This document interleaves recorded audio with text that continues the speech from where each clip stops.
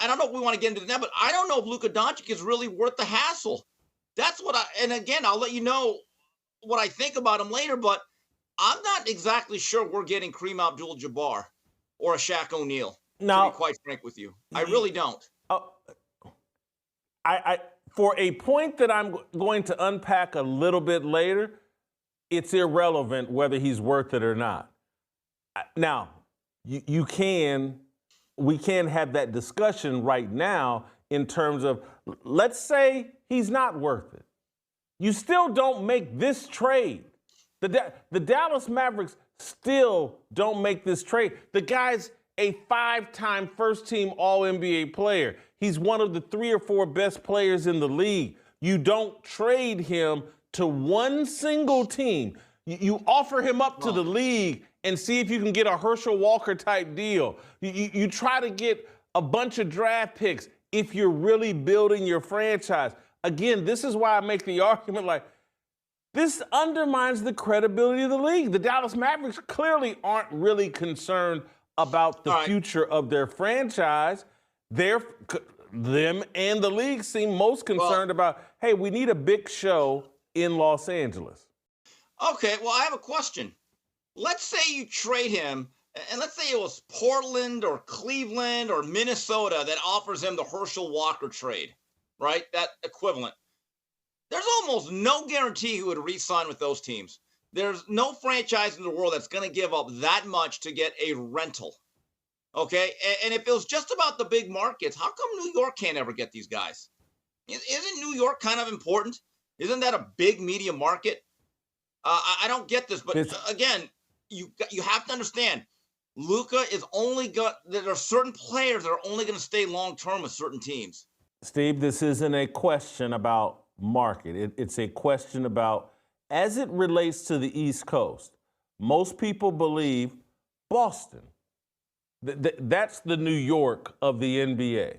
That Red Auerbach and what he and Bill Russell put together made Boston the most important team on the East Coast. And the NBA, some people would argue, favors the Boston Celtics because of that. You know, look, Larry Bird ending up on the Celtics, trading for Robert Parrish and somehow getting the 3rd pick, which turns into Kevin McHale, that's a little sketchy as well. Boston handles the easy. Well, some people would argue that. My memory, I can't go all the way back that far in terms of where I felt on that. But again, as it relates to Magic Johnson ending up with the Lakers and Larry Bird ending up with Boston, I just don't think that's a coincidence. I just don't think that. And so the NBA takes care of the Lakers and Boston, and they don't really concern themselves with New York because that Boston legacy had already been built. And so in order to maintain this East Coast, West Coast balance, it's about the Boston Celtics. It's not about the New York Knicks. Just don't have the history to build around, and so that's why they don't hand. And oh my God, hold it! Oh my God, you just reminded me. I'm so glad you reminded me. Let's don't kid ourselves and pretend like the NBA has never taken care of the New York Knicks. I'm an Indiana Pacer fan that got stuck with Steve Stepanovich rather than Patrick Ewing because of the frozen bent envelope. You're old enough to remember that? Oh God, I want to call you Black Oliver Stone. Good grief! I'm expecting a 3rd bullet from the grassy knoll this show. Couple things here. The ingenuity of Red Auerbach and Jerry West is really what drove all of this. The Magic Johnson draft came down to a coin flip, and the Bulls called heads, and I think it went tails, and they got David Greenwood. Magic Johnson became a Laker. Now, as it related to Larry Bird, again, the foresight of Red Auerbach, he actually drafted him as a junior eligible. Not a lot of teams were willing to wait 1 year to let Larry Bird play his last season at Indiana State. And Red Auerbach had one of the great lines of all time. He says, do you know how quickly 1 year can go? That worked out pretty good. It's not like Larry Bird. I think Larry Bird was a top 10 pick. I'm not so sure he was a top 3 pick. And then when it came to James Worthy, when the Lakers got the #1 pick after winning a championship, how did they get him? Easy. They fleeced the Cleveland Cavaliers and Ted Stepien, and then the NBA actually put in a rule called the Ted Stepien rule about trading away draft choices and doing all that stuff. Again, are we going to reward teams for having the intelligence in a good front office, or are we just going to chalk everything up to some sort of conspiracy theory? Anything? Whitlock? Bueller? So again, I guess I got a freestyle. You got anything to say? Or I just froze you, didn't I? I just froze you with my knowledge. I know I left you speechless. That's what I do.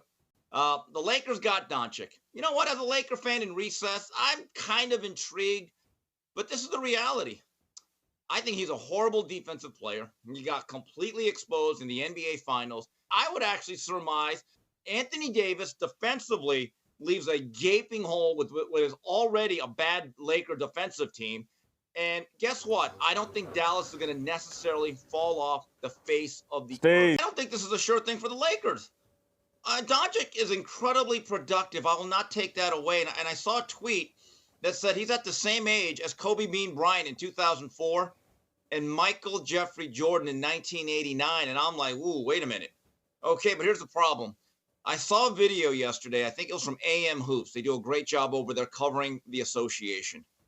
And he talked about the increasing weight of Doncic. Doncic, when he came to the league, was 230, and they put up a shot of him this year where he's about 270. He looks like an after and before shot of a diet pill.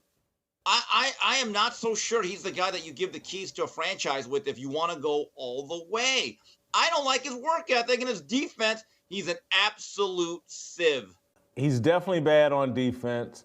I do think at age 25 and playing with LeBron James and having just been given away by the Dallas Mavericks, I do think we're about to see the best of Luka Doncic. I don't think he's Zion Williamson.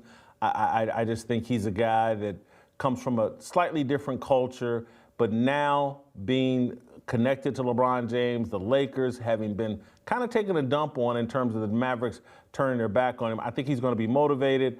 I think he's going to have a chip on his shoulder.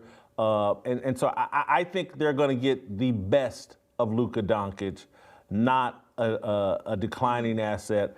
I think this is going to work well for the Los Angeles Lakers. I disagree with you there. Now, I'm about to throw a curveball.